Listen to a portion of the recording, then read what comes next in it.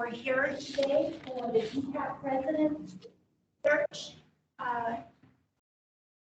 With us today is Patrick Wade for the president position. I thought he was already at TCAT Murfreesboro. I'm Patrick Davis. It's okay. Hey, but I'm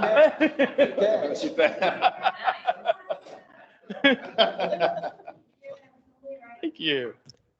We're here for the president position at TCAT Memphis. This is being recorded. It will be available out on the presidential website along with the survey forms. You're invited and encouraged to please include comments for both candidates on that survey form. It will be available until next Monday. With that, we're going to go ahead and get started. Thank you. Thank you for joining us. Thank you for having me. Regent Powers has our first question. Okay. Thank you. Good morning, Dr. Davis. Welcome. I'm Nisha Powers. I serve on the Board of Regents. I'm also a member of the Search Committee and Chair of Personnel Committee. And I'm pleased to host the meeting this morning on behalf of Chair Vice Reynolds, who sends her apologies. She couldn't be here today. And we know that today is a very important step in the journey to our next TCAT president. In two ways, one for the college, but also for the community at large. And we want to have some productive dialogue, so be ready with your questions. And I'll kick off with the first question, Thank you. Dr. Davis. So we're happy you could be here today. And if you would, just tell us why. The why is to why you're interested in being the next president of TCAT Memphis. And also tell us how your experience makes you qualified for the position.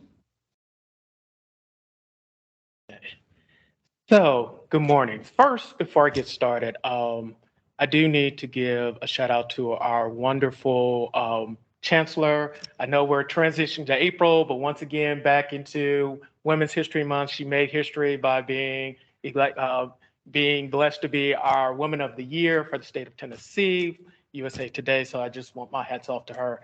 The why is kind of transitioning is for the reason she does what she does by leading our entire state in higher education. The why for me is to come here, hopefully, and be a part of a great team that is on the move. Memphis is on the move.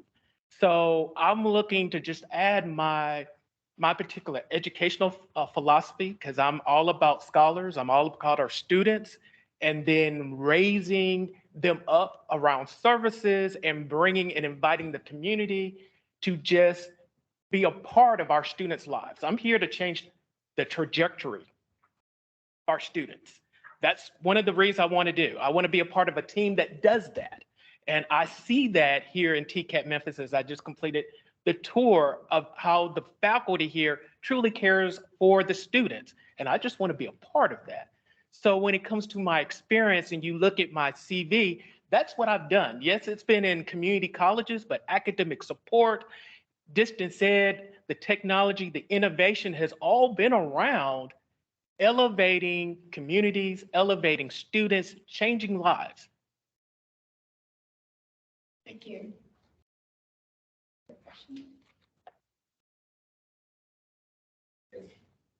Good morning, Dr. Davis. Sean Board here with Tennessee SCORE. As we talk about dual enrollment, we all know that when students start earlier, they see it, they're more likely to go to college, right? Working across the state, I know that TCAT Dixon, they're leading the way when we talk about dual enrollment for TCAT students. Can you share some of those strategies and maybe some of the strategies that you can implement? So first of all, Memphis is doing a great job with dual enrollment. So if anything, I need to be looking at Memphis and kind of taking some of those strategies back to Dixon. But one of the things that we do here, that we do in Dixon, we have hired a dual enrollment coordinator. She goes into all those high schools and has builds a deep relationship with those principals, with those counselors, myself and our president. I'm sorry, I have a lot going in my mind, but Dr. Rita Summers, we also go and build those relationships with the district directors. So we want to make sure with even coming here to kind of add on to that. Obviously with Bartlett, the fact that you all have a instructional center right there on Bartlett's high school campus, that's something that we need to probably be looking at in Dixon. But one of the things that is unique to Dixon is that we do facilitate our instructors to go with with our dual enrollment coordinator. Our dual enrollment coordinator, myself, even Dr. Summers, we can't tell that message. The instructors and the faculty have to tell that message. And in certain cases, particularly when it's been at night, we allow students to tell that message because we want to be able to resonate with that. So that's one of the things that we've been intentional in making sure that when we are talking to our partners in post-ed, talking to those superintendents, talking with those principals, that yes, we are making sure the message there, but we're also making sure that our students talk to their students so they can see for themselves and hear actually what's going to happen in some of those classes. Thank you.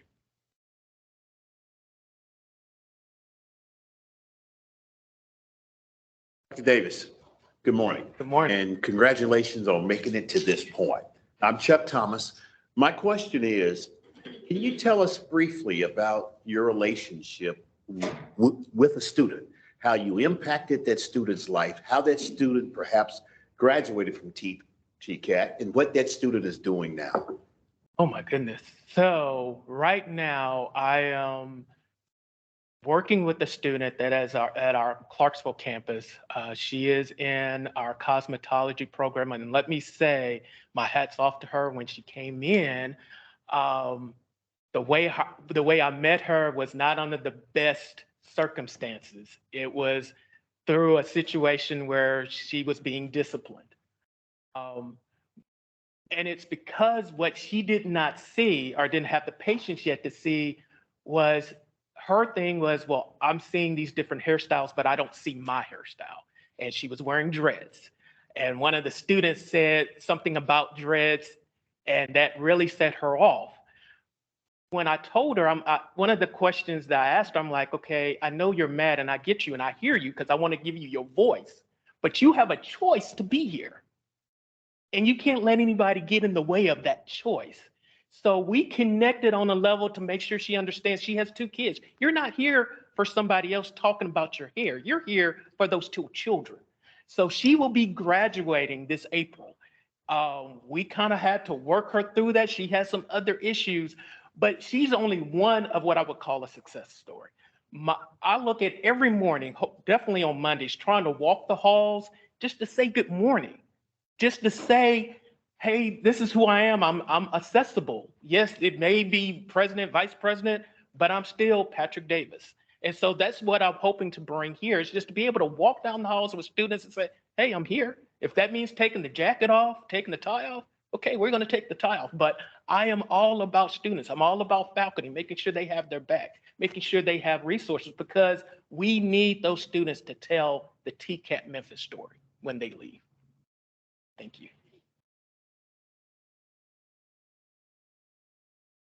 Patrick.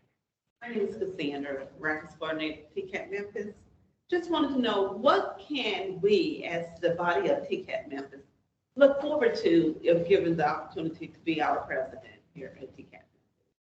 Oh, so let me tell you up front, what you see is what you get. This energy is, I can tell you right now, I love to win. I love to be number one. I want to work with you all to say, hey, we are the #1 enrolling school in the state. We graduate the most students. We have the #1 dual enrollment. I'm all about #1s. We were just at SOAR last week. My hat's off to Caroline and Jalen. They were #1 representing you all. So I thank you. And I want more students to go through that. So when you see this side of me getting a little excited because I'm having to calm myself down, I'm excited. I'm excited to bring that energy. I'm excited to bring to you what you can bring to me, because I believe in servant leadership. So I'm here to serve you, but I'm also looking at how can I just jump on the bandwagon with you?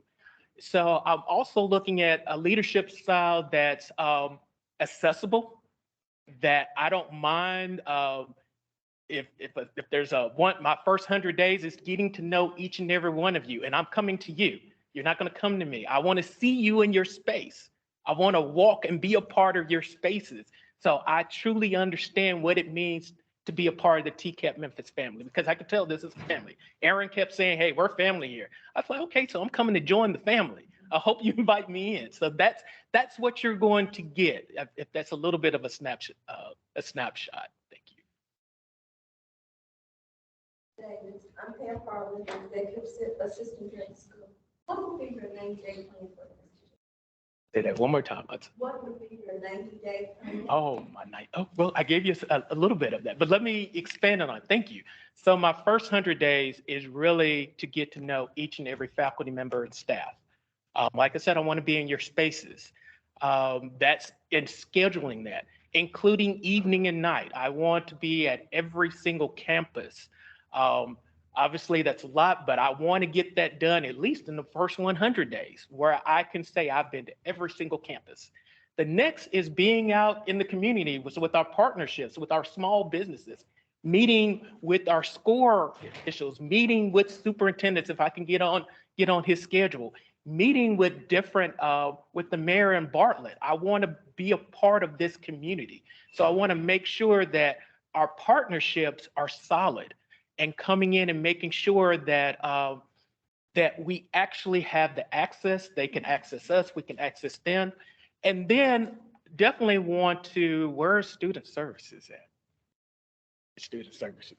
So having that first 100 days and talking about our strategic enrollment plan. Definitely coming in to see where our budget is, just making sure that we have the resources we need. I know that's a lot, but I'm very ambitious when it comes to that, because I want to make sure we don't miss a step. We stay lock and step with going on. My hat's off to Dr. Roland Rayner. He has left huge shoes to fill, and hopefully I'll be able to stand on his shoulders. Thank you. Yes, keeping in line with this same response with your energy, right? So we talk about innovation. What does innovation mean to you, and what strategies here at TCAT Memphis kind of surround innovation? So what innovation means to me is taking the technology and humanizing it. So what we do at Dixon, just to give you an example, we also use virtual headsets as a part of our admissions process. We are targeting adults with that. So we're looking for adults to explore different career opportunities, and we use the headsets. We kind of introduce them to the technology with that. For myself, each of you by the end of the week through Ms. Preston will receive a USB business card that has a small presentation that also has an AI presentation for you that kind of shows you an example of the innovation that I would like to bring here to TCAT Memphis. Another way that we also use technology is just by making sure with our faculty where they can use technology, whether it's distance education, obviously that's my background, and virtual, that we support that, but that's making sure we have the resources in place, making sure our students have the resources in place. When I was at Dixon, very rural. So virtual was a challenge for us, but looking here, hopefully with 5G and access to technology here in Memphis, that shouldn't be a problem.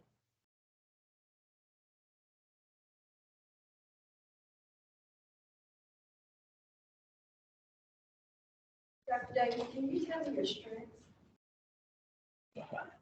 So one of the strengths that I really rely on is my adaptability. I see it as really a gift, kind of discernment to be able to come into situations and quickly assess. So one of the things coming here is just to be able to quickly adapt into what it is to be TCAT Memphis, and then customize myself to fit that. If there are changes to need to be made, yes, we will make those changes, but we'll be slow and definitive with that and intentional with that. So you're getting, as far as strength, is just being able to really want to understand why things are, and that's goes hand in hand with adaptability. So do I get the other part of that question that normally comes with it? Oh, so what is my weakness now? My weakness, I will tell you, is I care a lot, and let me tell you what I mean by that. I do quite a bit of self-reflection. So I will spend a large part of my private time going over, did I give that enough attention? Was that the right answer? Even today when I leave, I'm going to play this back in my mind. Everything from, did I sit up straight? Is the handkerchief right? Now you're gonna start looking at the handkerchief. But are the tie? I look at that because to me, I'm always looking for the learning opportunity. So I'm looking for that self-reflection, but my wife will say, why are you struggling over that? And it is because I want to make sure I'm prepared for the next opportunity. Even with this, I'm looking for the next opportunity to present in front of people. So I always agonize on, did I resonate? Did I connect? So from a weakness standpoint, it is the fact that I'm going to constantly, almost to a degree, overanalyze, but I promise you, you'll never see it in my face or in my actions, but I do want to make sure that I'm giving you my best. And therefore, that's why I'm always going to necessarily not second guess myself, but it is going to the constantly looking at self-reflection. Davis, in an effort to partner with the business community, if you're elected president of TCAT, what are the 3 top corporations that you're going to set meetings with here in Memphis, and why?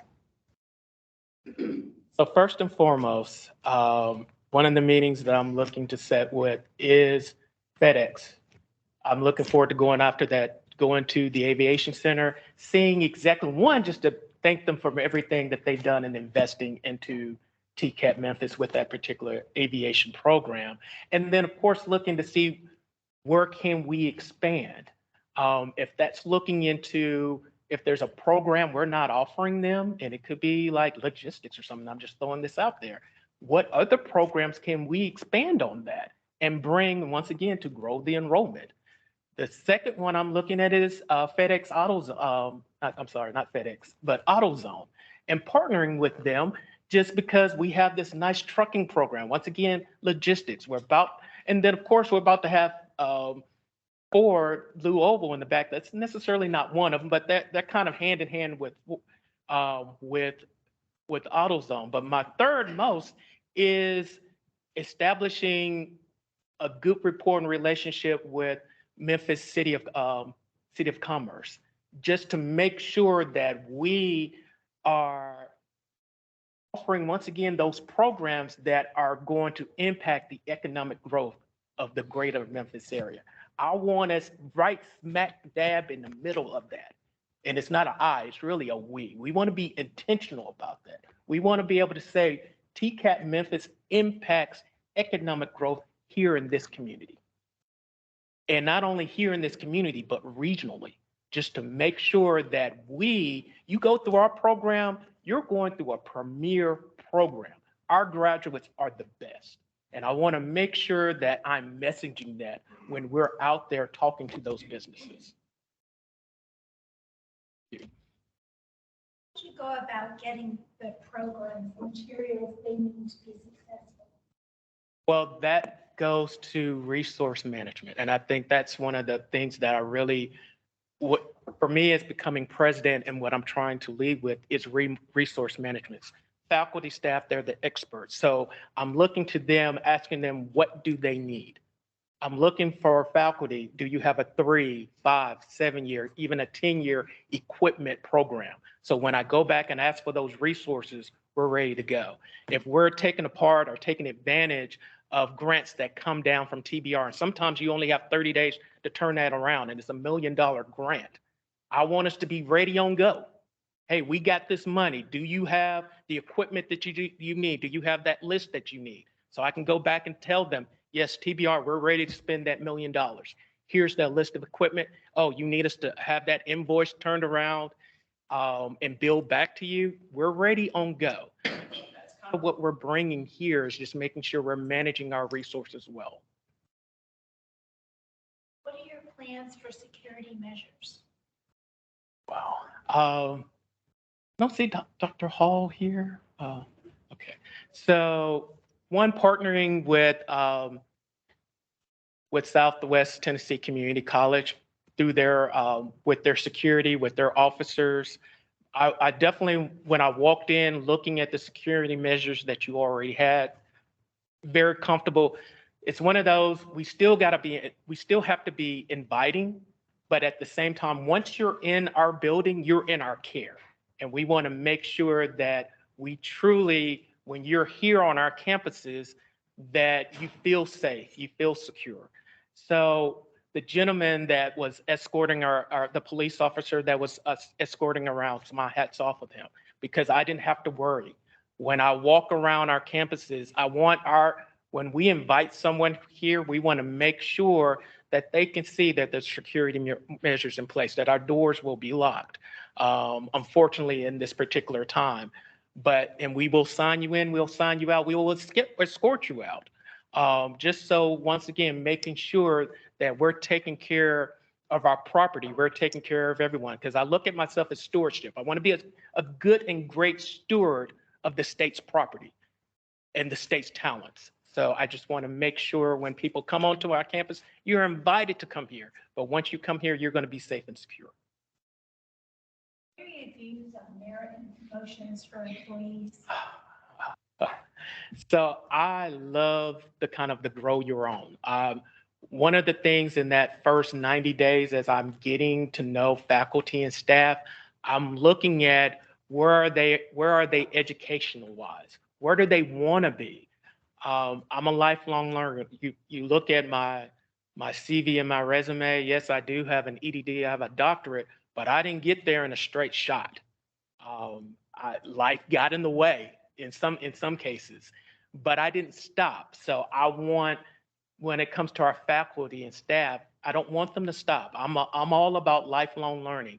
If they want to get that master's degree, that doctorate, I'm all about helping them with that. If that means we have to switch up their schedules a little bit, if we can do that, as long as we're not violating any policies, we're going to do that.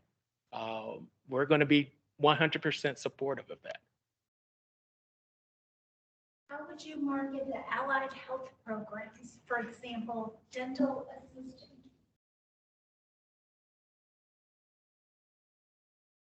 So marketing as a whole, when we're looking at, that's positioning. So with our dental program, and I did get to look at that facility, those students were so excited to be there. I could tell they were glad to be there. So I'm all about, when it comes to marketing, our biggest marketing tool or our biggest strength are our students. We want them out there.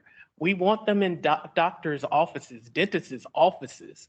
When we're out recruiting and looking for prospective dentists to invest in us and scholarship our students, they need to see our students. They need to see exactly what they're investing in. So I get excited about talking about that. And that goes along with promotion. A lot of it is also with our social media, allowing our students, most of the time they have those followers that become influencers. So our students are influencers. So they're part of that marketing. As long as we know that, we need to allow our students to influence. Now, of course, we need to make sure we're intentional with that message. We want to make sure we give them those talking points and walk them through that process. But to me, it's a two-prong, where administration and our staff on one side promoting from one side, and then our students are promoting from the other side. And then, of course, we will reap the benefits from that.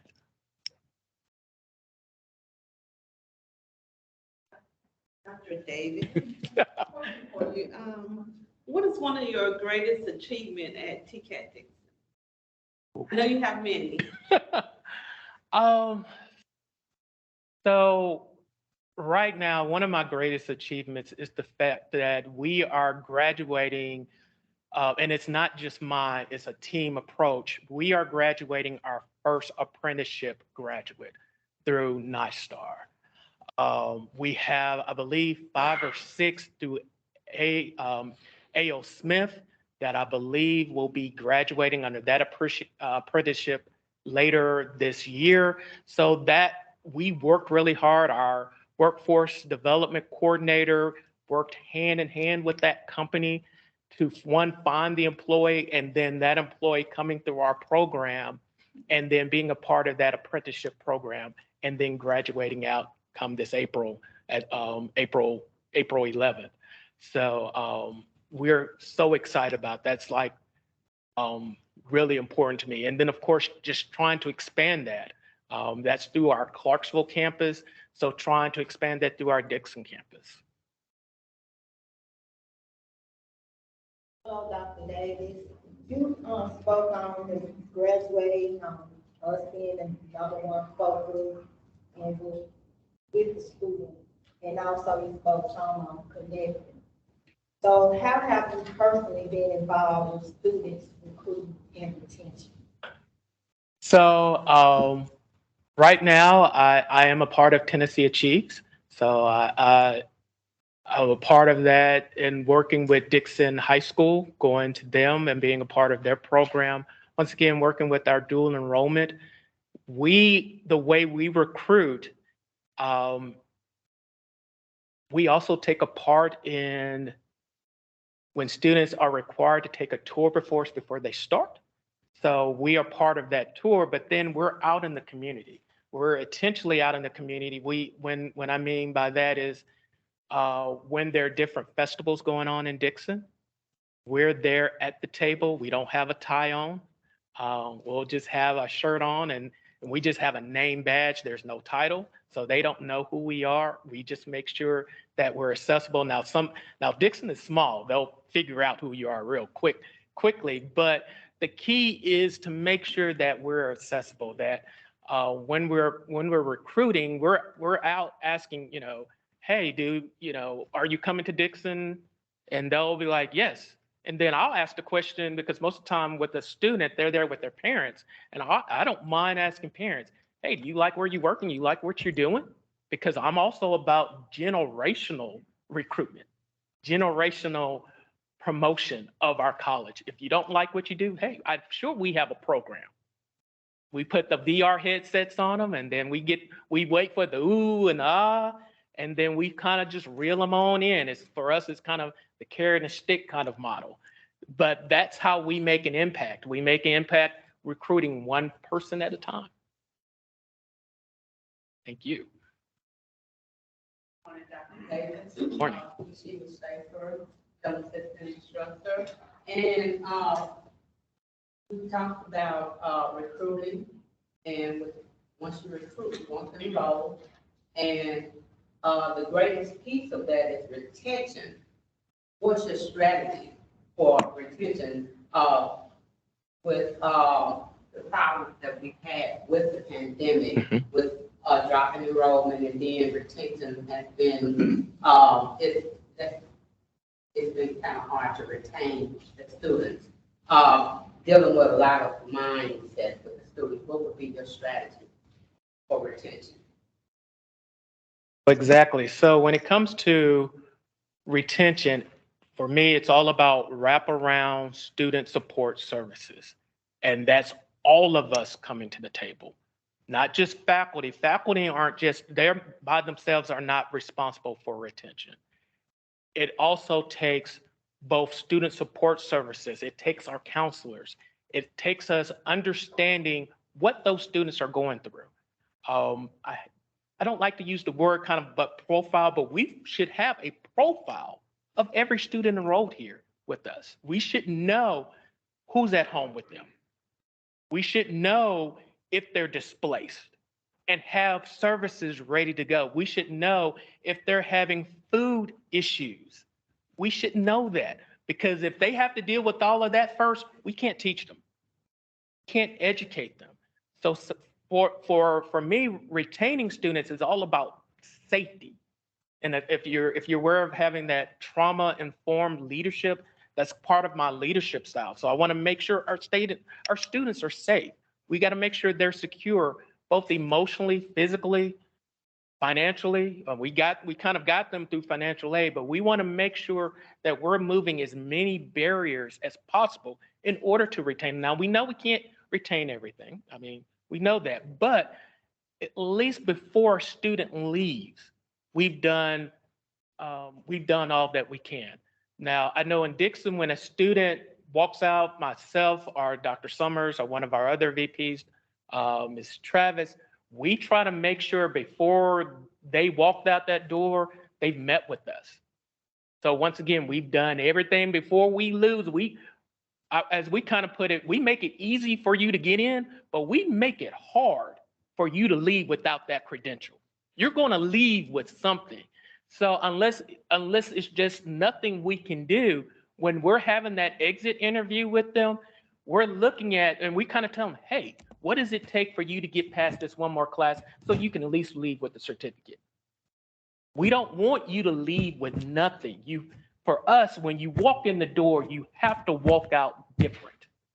And you want our students to walk out different. So we are intentional in making sure that they don't come in the same way when they leave out. I'm sorry, I don't want to get on those. So that question resonated with me. I'm sorry. Thank you. Following up, most of the times wraparound services are internally. Have you tapped anything external? Oh, absolutely. So a part of our wraparound service, we worked hand in hand with Workforce Essentials in Dixon. So that's one of the first things that, one of the partnerships I'm looking at here is that equivalent of workforce, those social services. We want to make sure that we have that. Obviously, you have the counselors here. We don't have that yet in Dixon. So I'm excited about having that type of support, and kind of I might be making a phone call. I'm like, okay, well, how'd y'all get that funded? We want to make sure we have that in place coming to Dixon. So, but working with those external partners now, also with Dixon, we have deep affiliations and relationships with churches, with our local churches. They help us with those gas cards. They help us with paying, a lot of our students are just one flat tire away from dropping out. So we make sure, like, our auto instructors are on ready, like, hey, can we make sure, we semi-identify them. We make sure, hey, if she's having car trouble, we'll take care of that Napa or that AutoZone bill for that part. They don't have to worry about it. We'll just get the car to us. Our automotive our students and our automotive faculty will work on that car, because we just know all it takes is one thing. We're working with those churches to make sure that our students are taken care of. And that's, I want to bring that here in Memphis. I'm sure you're already doing it. I just want to make sure we continue to do it. Dennis, I have a question. As far as security, I want to go back to that. Okay. We all know that security is the main issue on campuses and around the world. With this campus being this large, we have one MPD officer that serves as a security officer and one security officer. We have 3 buildings on campus. We have open bays around campus. We have one security guard at our aviation campus, and we do not have a security guard at the Bartlett campus. How do you feel about that? And how would you change that if you think that's a problem? One of the first things I want to know is, when I'm talking with faculty and staff at each one of those and students, how do they feel about it? For me, as the outsider coming in and trying to be a part of your family, I want to make sure I understand your story. For me, I want to make sure I understand the pain points. So, do you feel secure? Now, the question, if I'm reading your body language correctly, I would say you're uncomfortable. So I would immediately want to go in, okay, what is it going to take? Where are we financially? And I look at it financially because I can say, yes, we're going to have 5 officers here. We're going to have and we're going to walk through, but I want to make sure you understand there's a sacrifice with that. So if we're putting that level of security in, I want you to understand that's a program that may not come in that we need in order to grow our program. At the end of the day, I want us to be safe, but I want to make sure that we're intentional with that. I want to make sure, I don't want to say our safety is compromisable because it's not, but I do want to make sure our comfort level is where needs to be and that we're still financially and physically able to do the jobs that we need to do to meet our mission.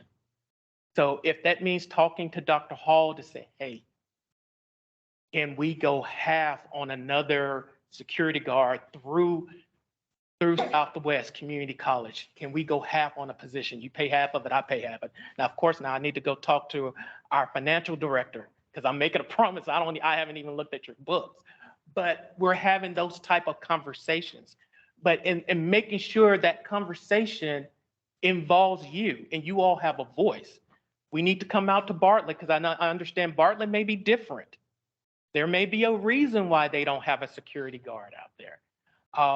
Here, of course, you have evening programs. Do you have evening programs out there? So if that's working also with the Bartlett Police Department, what we do in Dixon is like we kind of have police officers kind of rolling through for now. But we're also looking to scale that up even in Dixon and in Clarksville.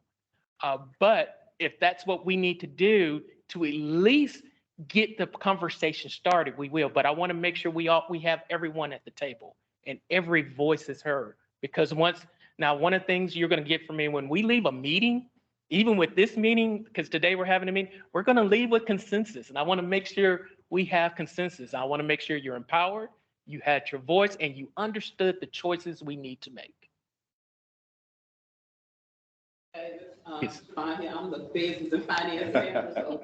They said the money lady, so that's the money lady. So yes, we need to have some conversations. So with all of the innovation and the things that you want to put in place, you're well aware that we do gain state appropriations. We get X amount of dollars from private grants, but those are all fostered through the TPR system.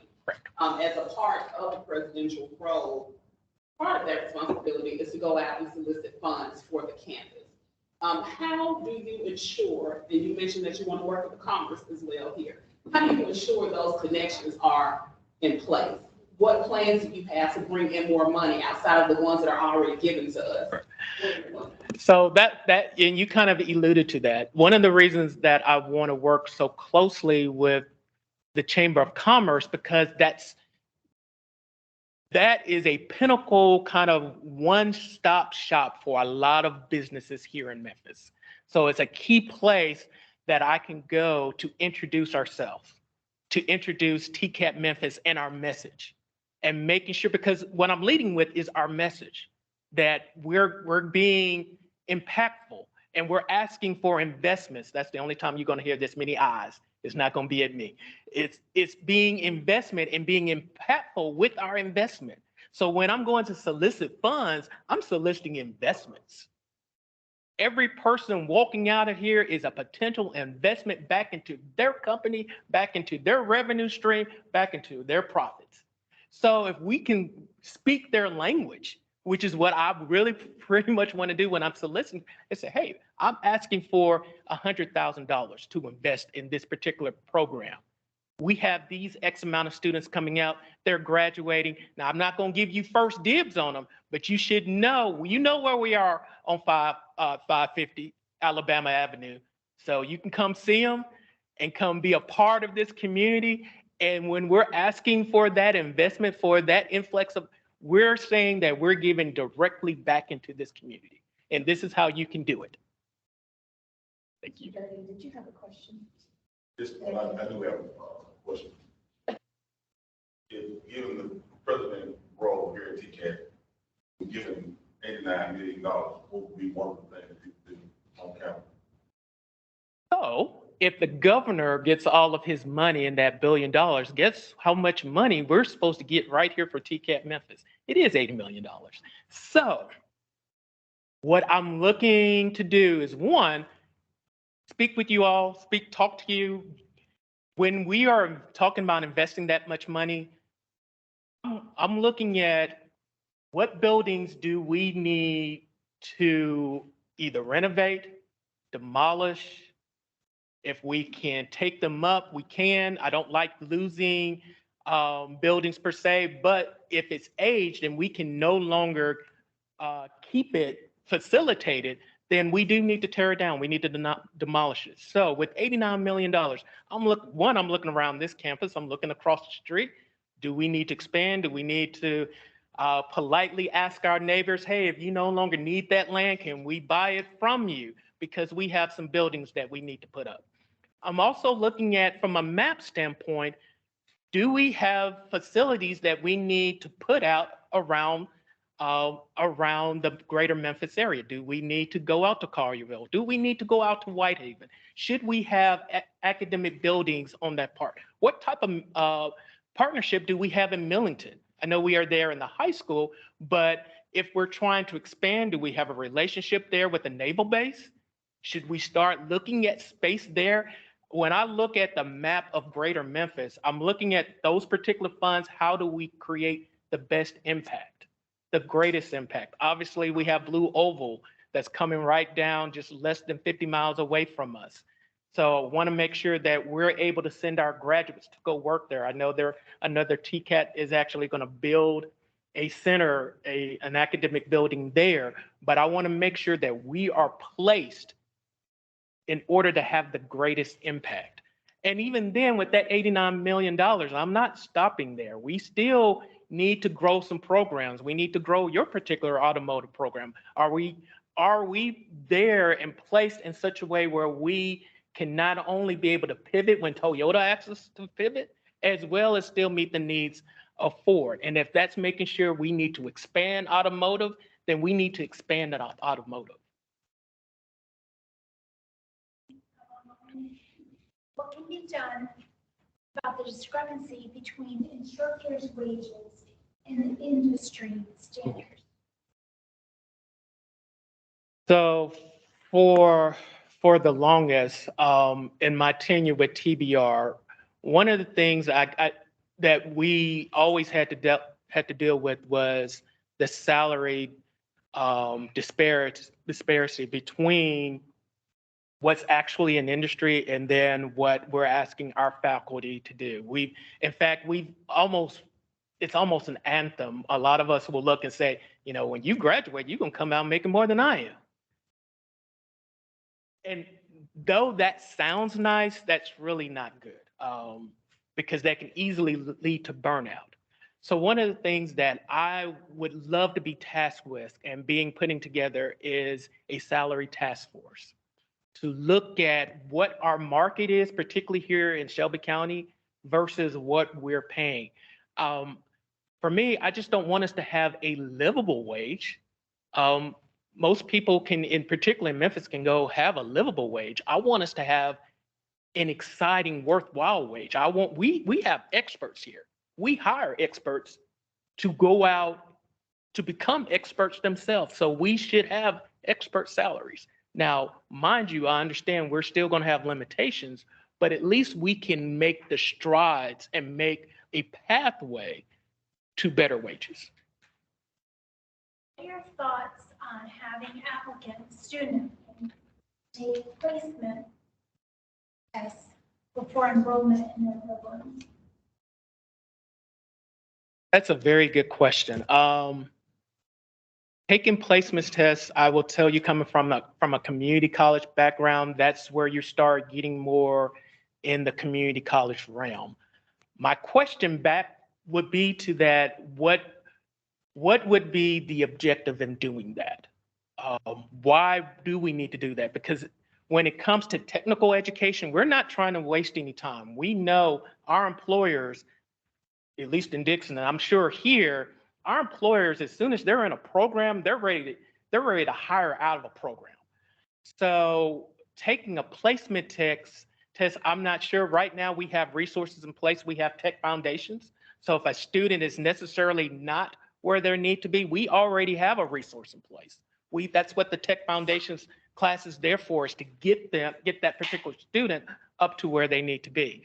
Now, if it's some of our cohort programs, one of the things that we're looking at, like with our nursing, if we're seeing if that student has to take the HESI test like more than twice in order to get into that nursing program, then we need to be putting academic support things in place. Maybe instead of them going straight into our LPN program, maybe we should create a PCT to medical assisting program for them to go into first, and then they can matriculate into our LPN program.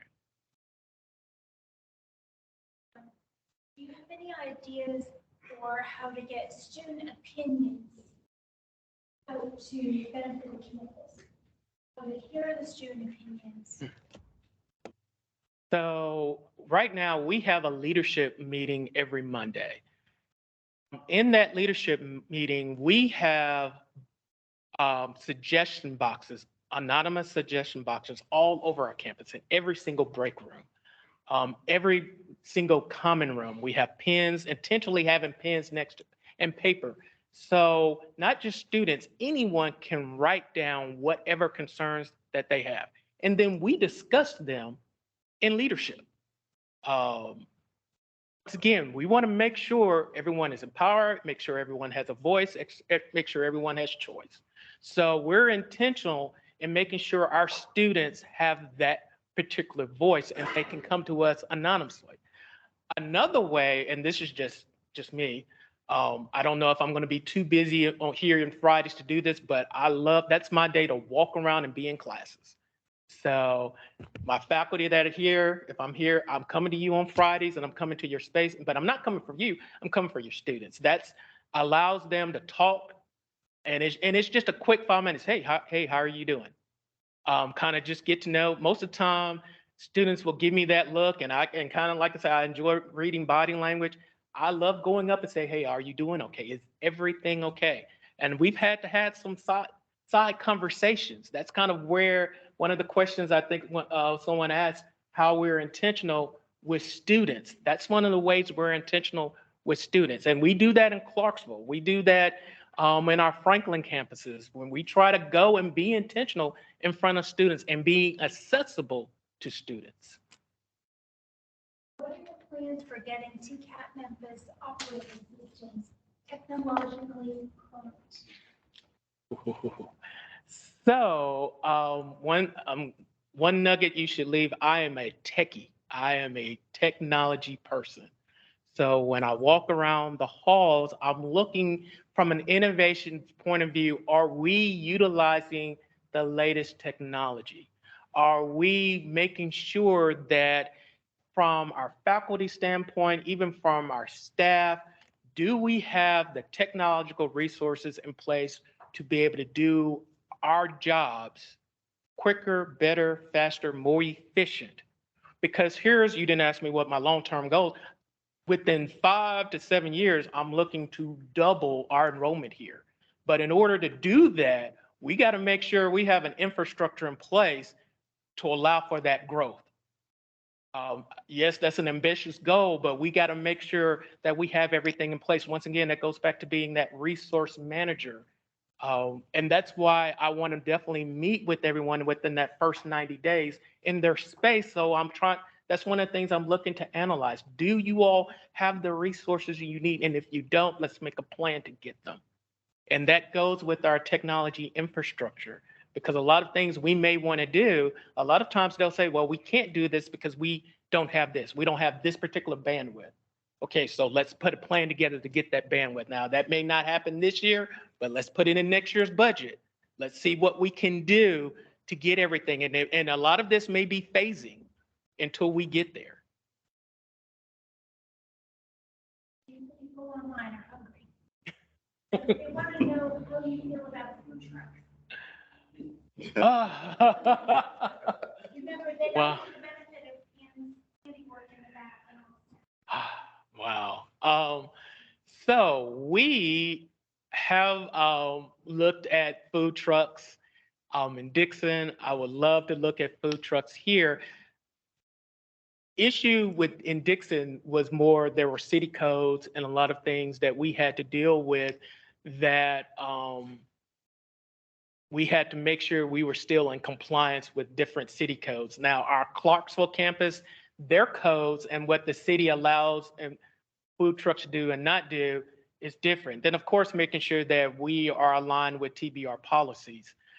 But I would love to have food trucks. I would love, one of the things when I was looking at you all's website and the things that you were doing for your graduates last year in October and how you pampered your students, I want to keep that going. And that includes food trucks. That includes having like the block party.